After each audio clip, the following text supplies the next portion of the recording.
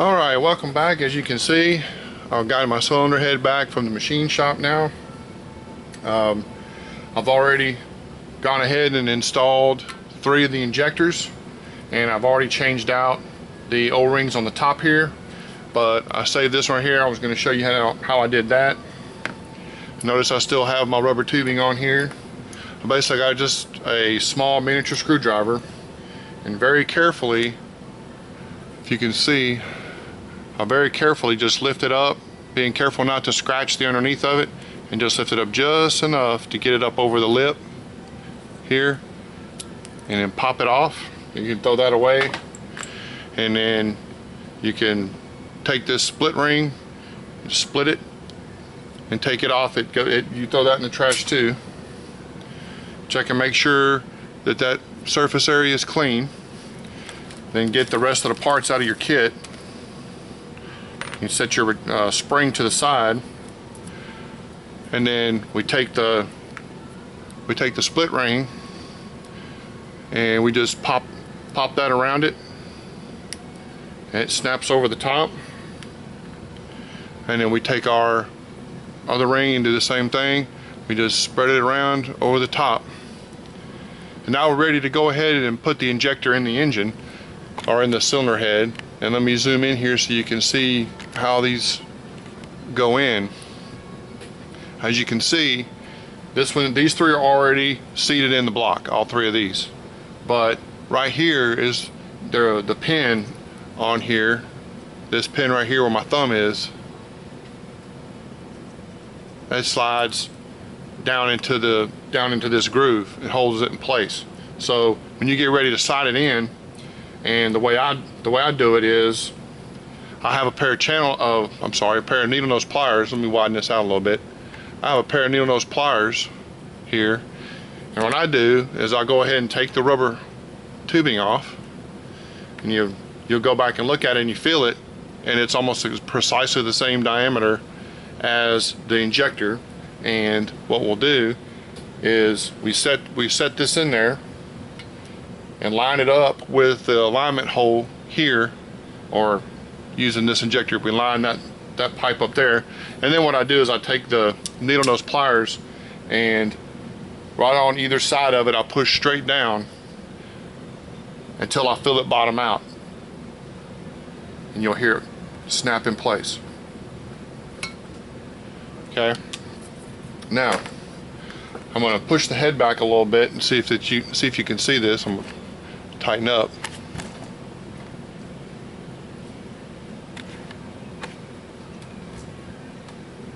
And here's the injector that we just put in right here.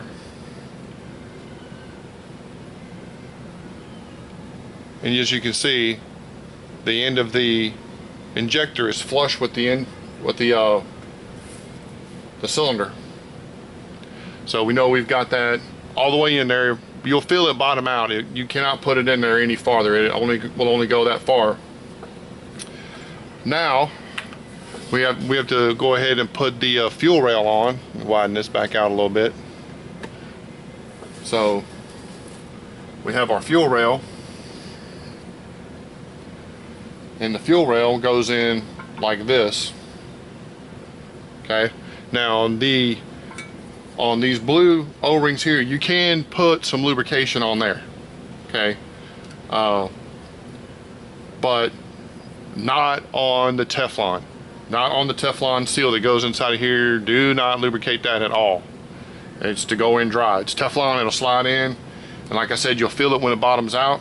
So we'll lubricate these up. This is really no different than putting any other kind of oil, fuel rail on or anything. So I will pause the video for a second while I put that on, and I will be right back. Okay, we're back here for a second. We got all of our injectors inserted into the head, and then we need to put these springs in, okay, and they go in with these pointed up. So we'll just slide those over the top, and then they go all the way down to the bottom. So you pop those all the way down, as far down as they'll go.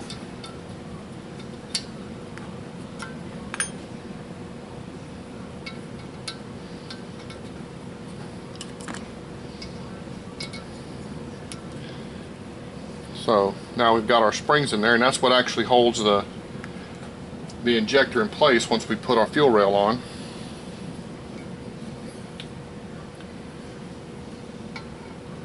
Alright, so now we'll take the rail and we'll slide the rail down on top.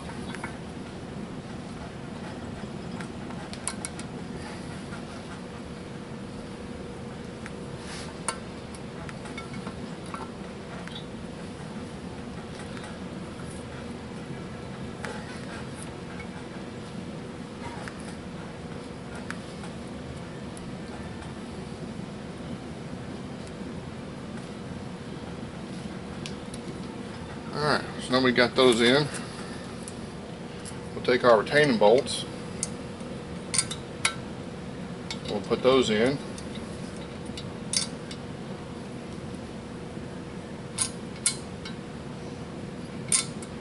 That's a pretty big torque bit.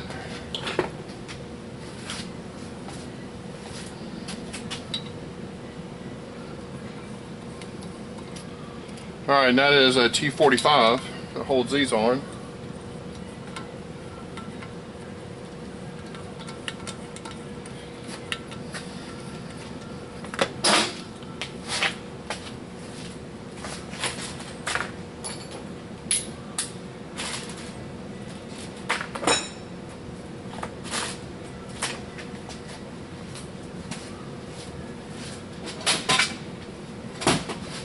Sorry about the brief pause there, ladies and gentlemen. It's always fun when you share your shop with others. So we're gonna run these bolts down.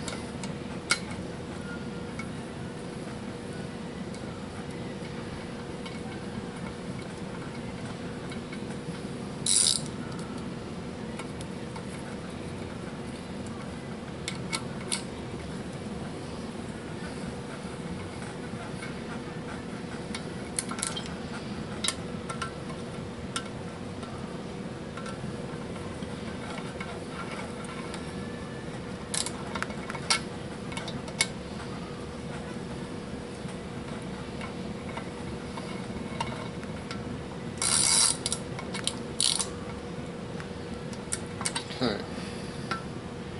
Now we'll slowly start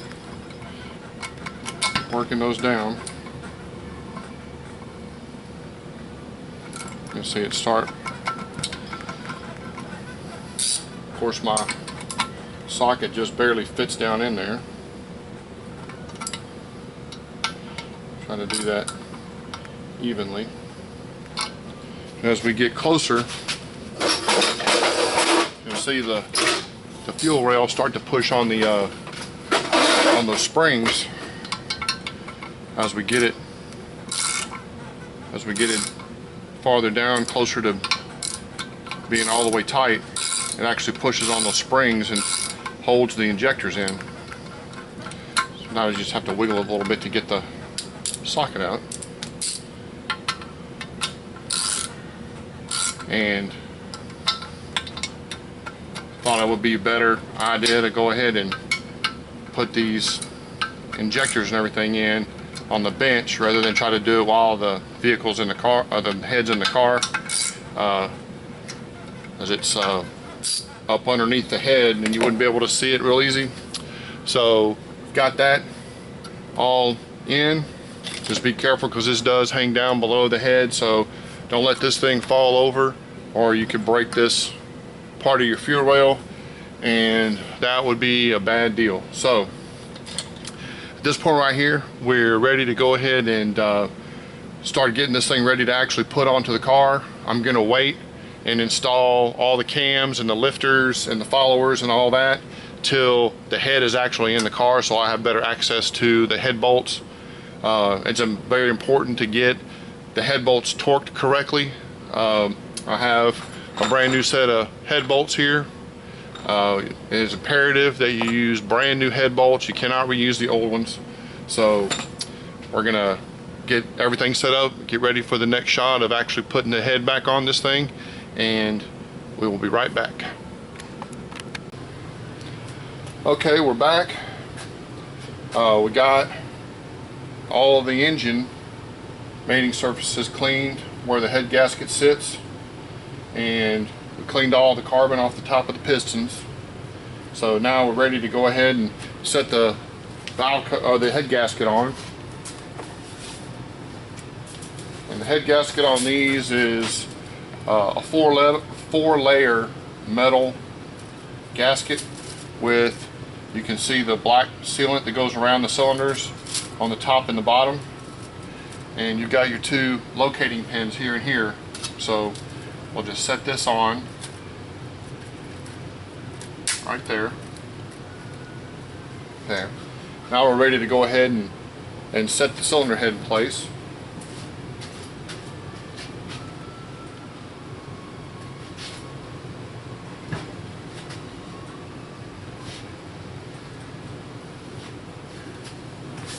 Alright, so go ahead and set this thing right down on top of the locating pins. And there we go. It's sitting back on the engine now like it's supposed to. Setting the locating pins, the bolt holes are lined up good. So now we just proceed with putting the cylinder head bolts in. It's very important that you do not wipe the coating that comes on the head bolts. Do not wipe that off. Okay, it's going to have a coating on it like oil.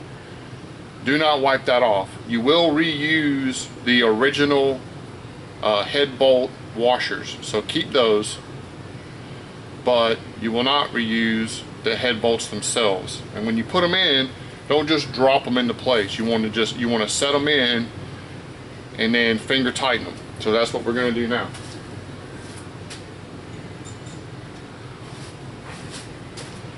And the first three I'm doing are these ones here in the end. I'll set those in place.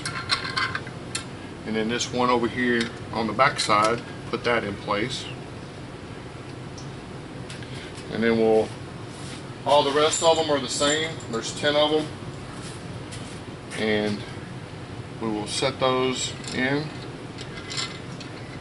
even though the way that they go in here sometimes they're it's not always real easy not to drop them in there, but set those in there. These do stick up quite a bit.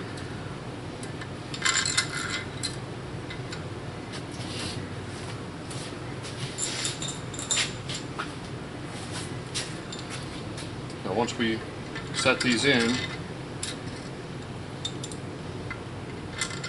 we'll go around in sequence and we'll just tighten them down just enough where they touch, just finger tight.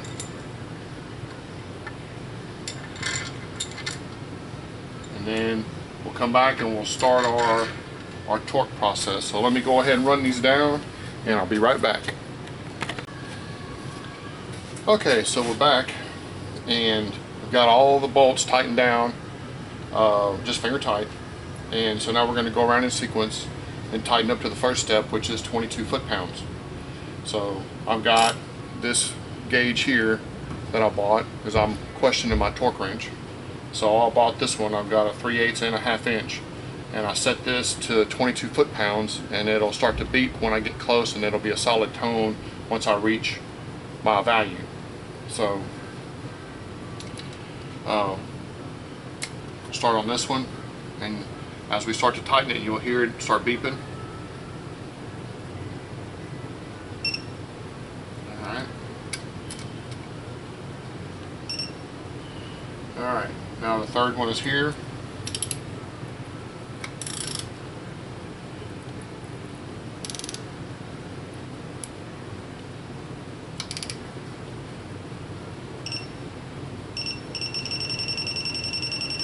It's beeping.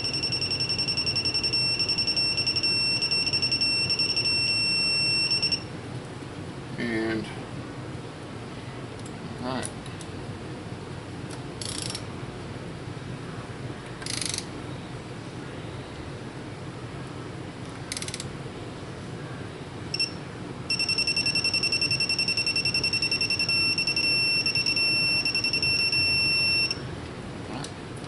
come over here to 5, and we'll just do the same thing.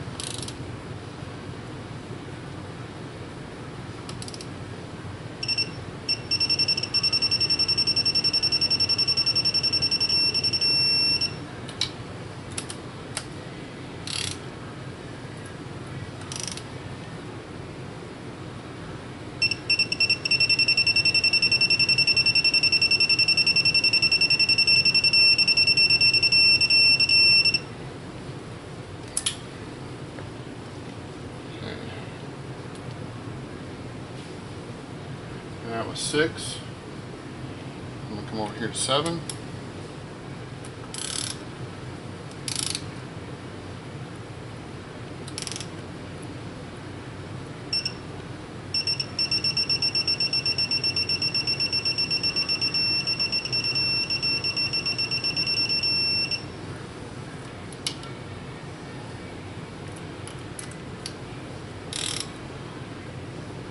And 8.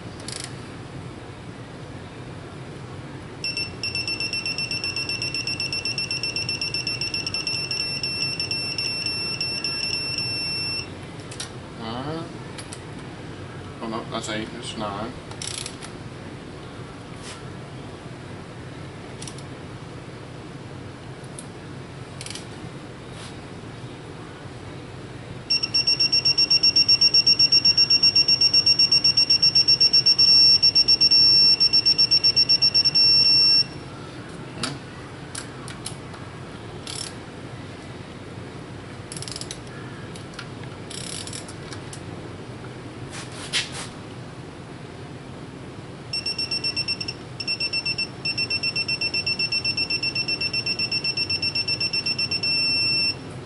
Alright, so now for these two right here are actually in inch pounds, and that's the great thing about this AC Delco tool is I can take it and I can change it over to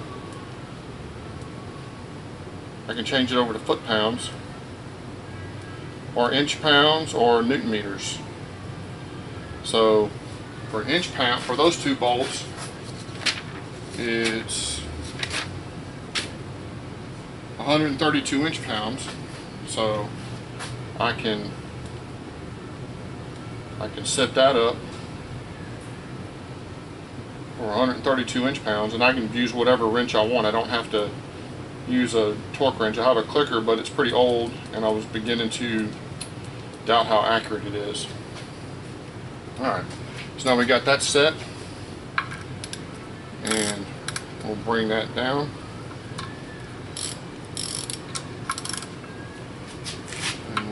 We'll start tightening it down.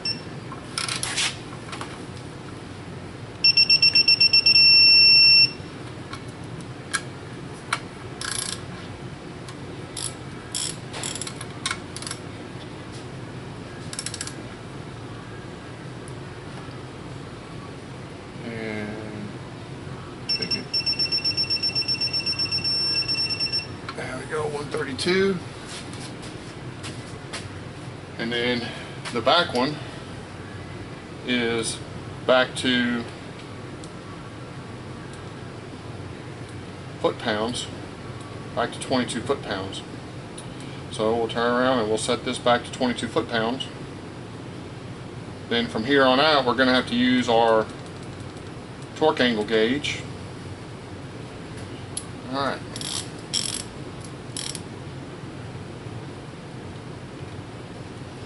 Get a little bit longer extension on there, if I can reach down there.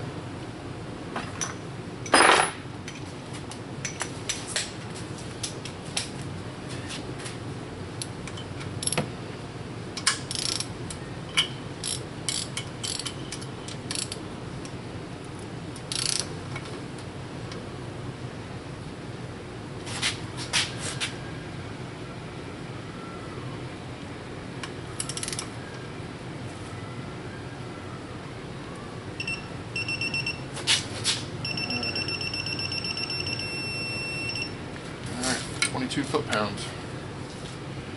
And that last bolt that I tightened right there, there's only one step on it. There is no torque angle adjustment on that.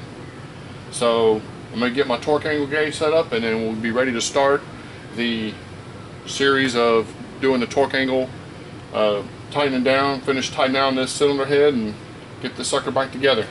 I'll be right back. Okay, well, we're back, and now we're ready to go ahead and put the torque angle on these head bolts. It's 2 stages. We've already done torquing them down to 22 foot-pounds on the main head bolts, 168 inch-pounds here. And the first step is to go another 190-degree section, and then we do them all at 90 degrees, and then we come back, except for this bolt back here, except for this one bolt back here. We've already torqued it to 22, and it's going to stay there. And then once we do 90 degrees on these once, then we come back and do 90 degrees again, and then the head will be torqued down to specification, and we can get back to putting the cams and lifters and all that stuff in. So right now I've got my torque angle gauge set up. Zero it out here, and don't have to use a torque wrench, so I've got a 1/2 inch breaker bar that I use. But the important thing when you do this, when you start, once you take the slack out of it, is check your gauge. See, I had it set on 0, and just once I took the slack out of it, it started showing 5 degrees. So you want to turn that back to 0 so you get an accurate torque yield. And then when you start turning it, you got to turn it in one continuous motion, 90 degrees. You can't stop, don't jerk it. It needs to be a really smooth motion. So, and we'll start turning it.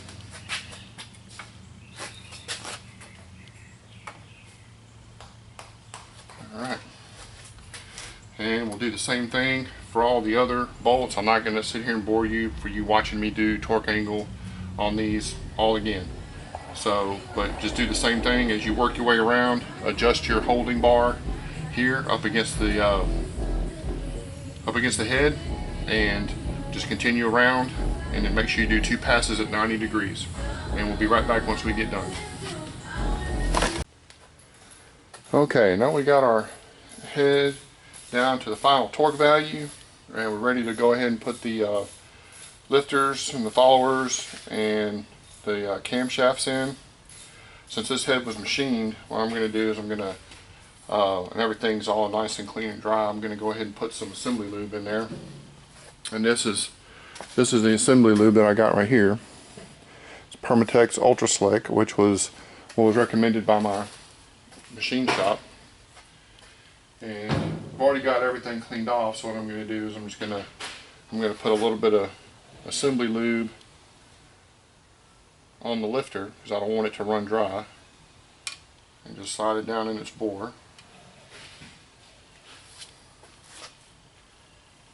I'm going to do that to all the lifters, all the followers, and then I'll put some assembly lube in each of these journals here, and set the camshafts in there.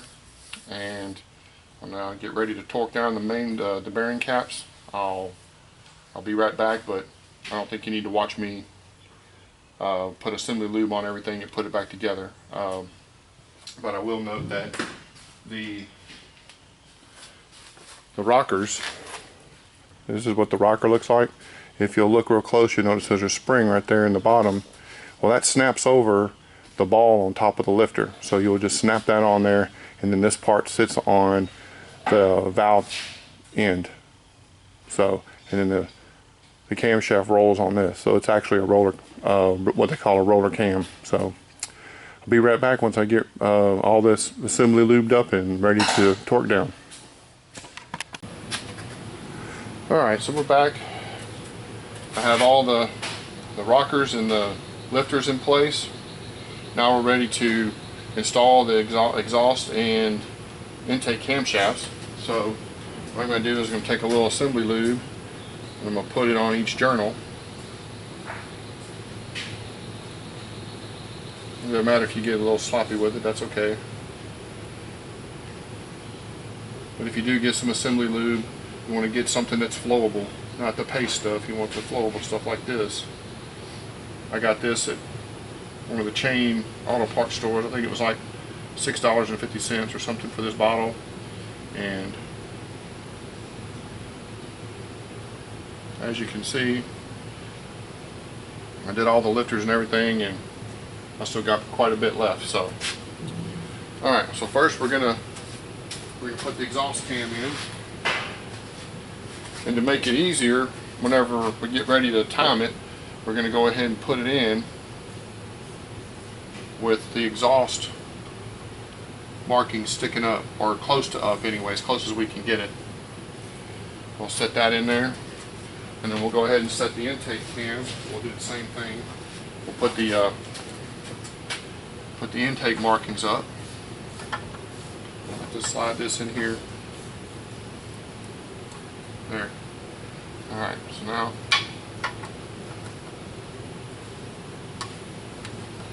alright. As you can see, it's in the journals. Of course, our high pressure fuel pump mates to it here. Vacuum pump mates to it here. So then we'll go ahead, before we put the caps on, we'll put a drop of assembly lube on there.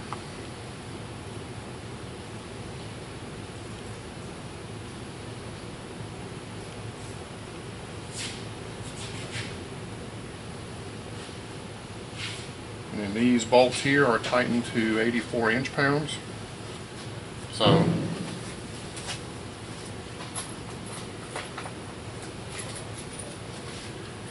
and if you look at your caps, they're numbered. Okay, so we put them back on there in order. So it's 0, 1, 2, 3, and 4. And of course, it would be 5 through 9 over there.